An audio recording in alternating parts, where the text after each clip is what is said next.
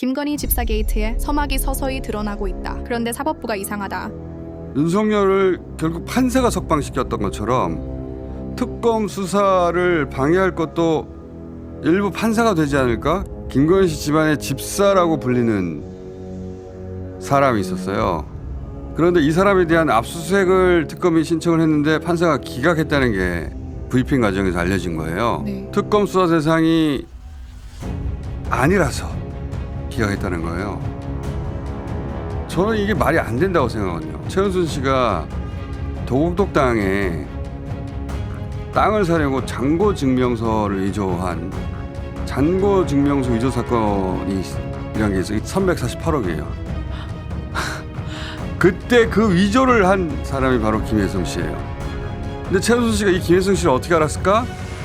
딸인 김건희 씨 회사 코바나 콘텐츠의 감사였어요. 김혜성 씨가 이 일이 벌어졌을 때. 네. 그럼 김건희 씨는 이 사람 어떻게 알았냐? 서울대 EMBA라는 코스가 있어요. 네. 그 코스에서 만났다는 거예요. 그러니까 딸 회사 감사가 엄마 통장 잔고를 무려 348억이나 위조를 해준 거예요. 그걸 딸이 몰랐을까? 알죠. 그런데 몰랐다고 주장합니다. 저는 몰랐다고 주장하면 거짓말이라고 생각하는데 이 위조로 최은순 징역 1년, 김혜성 징역 6개월 받습니다. 위조범이잖아요. 네. 위조도 한 번을 한 게 아니라 4번을 했어요. 4번을 총 4번을 했거든요. 이 피해 금융기관으로서는 다시는 거래할 수 없는 그런 범죄자인데 근데 최은순 씨에게 이 신한저축은행이 대출을 해줍니다. 그것도 여러 번 해줘요. 액수가 수십억이에요. 더 웃긴 거는 이 김혜성 씨 있잖아요. 네. 김혜성 씨가 법정에서 이 위조에 대해서 뭐라고 그랬냐면 목숨을 내놓고 하는 일이라고 말을 해서 묻습니다. 대가가 뭐냐? 대가는 없다. 대가가 없다 그래요. 법정에서. 말이 돼요? 왜 아무런 대가도 없이 남이 돈을 벌라고 자기가 목숨을 걸고 위조를 해? 300억 넘게? 이 양반은 여기서만 이름이 등장하는 게 아니에요. 최은순 씨가 대출이자를 납부하는데 자기 이름을 안 하고 이 김혜성 명의의 계좌를 해요. 네.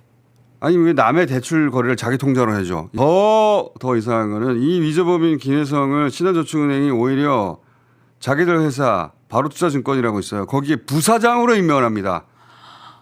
자기 회사 계좌를 위조한 사람인데 자기들 회사 증권사의 부사장으로 임명해. 이상합니까? 안 이상합니까? 완전 허벌나게 이상합니다.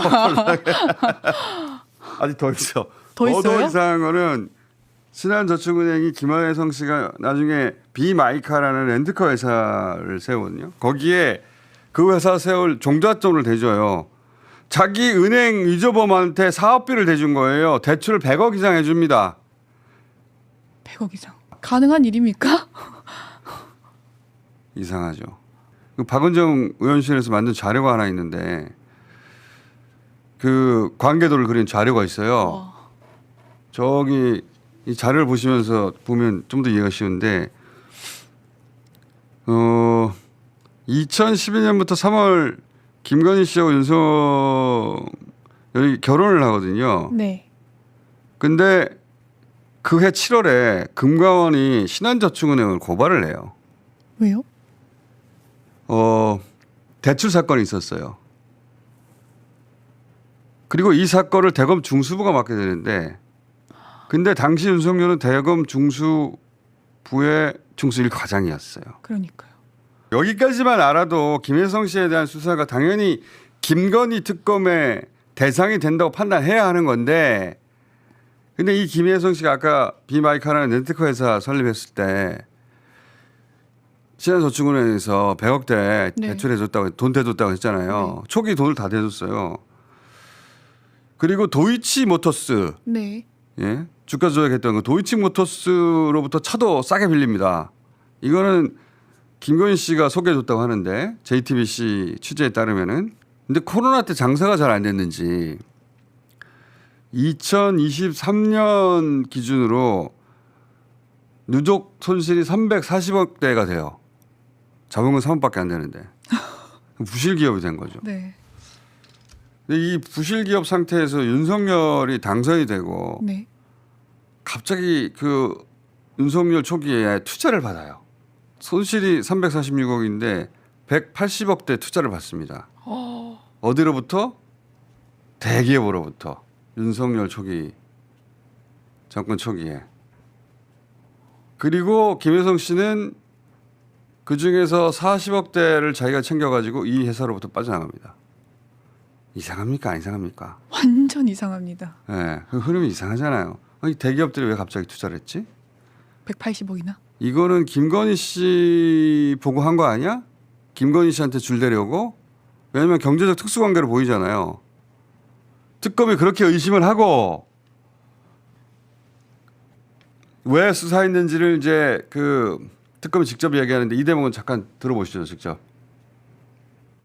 특검은 지난달 준비 기간 중 코바나 콘텐츠 관련 전시회에 협찬하여 수사 대상이었던 사람들이 렌트카 관련 회사를 설립한 후 도이치모터스로부터 사업상 특혜를 제공받고 각종 형사 사건 및 오너 리스크 등이 있는 것으로 보여지는 대기업, 금융회사 등으로부터 이해하기 어려운 거액을 투자금 명목으로 수수한 의혹에 대해서 내사를 진행하였습니다. 그 과정에서 속칭 집사로 불리던 피의자인 김모 씨가 올해 4월 해외로 출국하여 지금까지 귀국하지 않고 있는 사실, 사무실과 가족들이 주소지를 이전한 사실을 확인하였습니다. 이에 특검은 해외 도피 및 증거인멸 정황이 있다고 보여 신속한 수사 진행이 필요하다고 판단하고 최근 수사에 착수하였습니다.